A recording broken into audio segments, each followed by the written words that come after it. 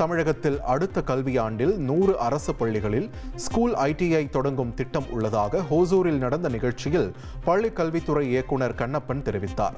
தொழிற்சாலைகள் அதிகம் உள்ள பகுதிகளில் படிக்க இயலாத மாணவர்கள் உள்ள பள்ளிகளை கண்டறிந்து அவர்களுக்கு வேலை வாய்ப்பு கிடைக்கும் வகையில் ஸ்கூல் ITI திட்டம் செயல்படுத்தப்படும் என்று அவர் தெரிவித்தார்.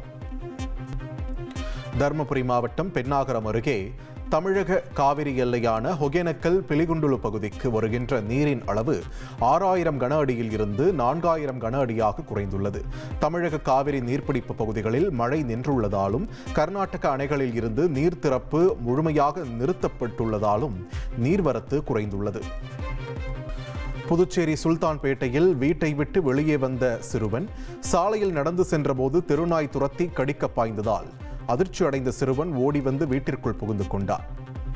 CCTV கேமராவில் பதிவான இந்த காட்சி இணையத்தில் பரவி வரும் நிலையில் நாய்களின் தொல்லையால் சிறுவர்கள் முதல் பெரியவர்கள் வரை தெருவில் நடமாட முடியாமல் அச்சத்தில் உள்ளனர்.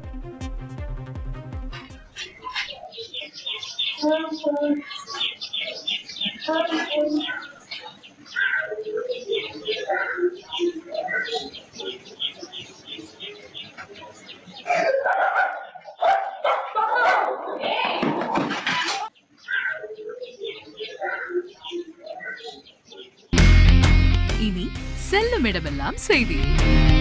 தந்தை டிவியின் வாட்ஸ்அப் சேனலை ஃபாலோ பண்ணினா செல்ல இருக்கும் இடமெல்லாம் செய்தி. இதோ QR கோட் இப்பவே ஸ்கேன் பண்ணுங்க, ஃபாலோ பண்ணுங்க.